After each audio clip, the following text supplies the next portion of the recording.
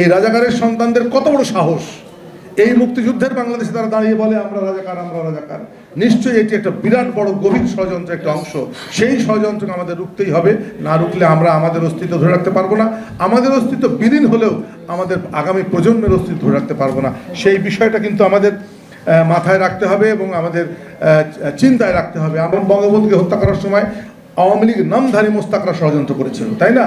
সেই জন্য তো বঙ্গবন্ধুকে প্রাণ দিতে হয়েছিল, পরিবার পরিজন সহ। এরা এই কাজটা এখনো করতে চায়। আমাদের মধ্যে যারা নব্য আওয়ামী লীগ সেজে আসে অথবা আওয়ামী লীগ নামধারী কিছু মুনাফেক বেঈমান জন্মসূত্র হয়ে থাকে, তাদেরকে হাত করে তারাই কিন্তু বাংলাদেশের সমস্ত সুবিধা নিচ্ছে আর সমস্ত খারাপ তীরটা আমাদের দিকে ছুঁড়ে মারে।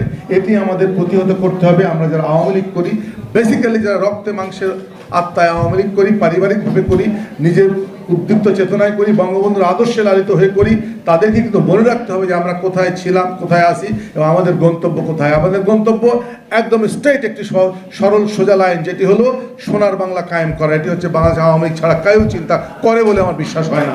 অন্য কোনো দল সোনার বাংলা কায়েম হোক এই কথাটি বিশ্বাস করে কিনা আমি বিশ্বাস করতে পারি না।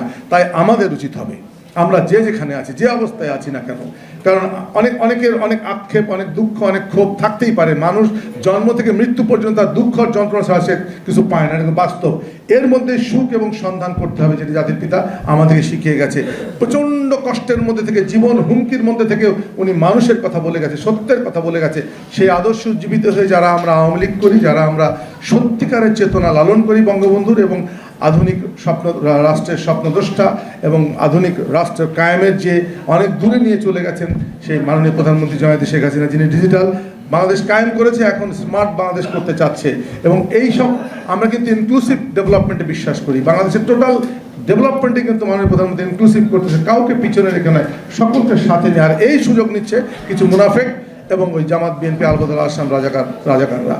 এই দেশটিকে যেন করলরাজ্য করা যায়, পাকিস্তানের মতো একটি দেশ করা যায়, এটাই তাদের প্রধান লক্ষ্য। তারা আমাদের বন্ধু রাষ্ট্রকে পছন্দ করে না, যারা হাজার হাজার কোটি কোটি মানুষকে খাইয়ে পরিয়ে আমাদের স্বাধীনতা এনে দিল তাদেরকে পছন্দ করে না। তারা কাকে পছন্দ করে? ওই পাকিস্তানি যারা আমাদেরকে ধ্বংস করলো, আমাদের মা বোনদের হত্যা নির্যাতন করলো, আমাদের ভাইদের মারলো, তাদেরকেই তাদের পছন্দ।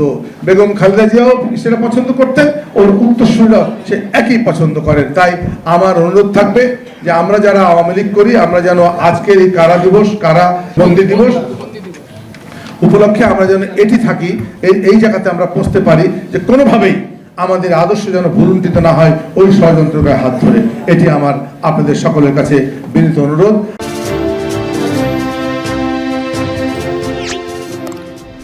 সাবস্ক্রাইব করুন এবং বেল বাটনে ক্লিক করুন।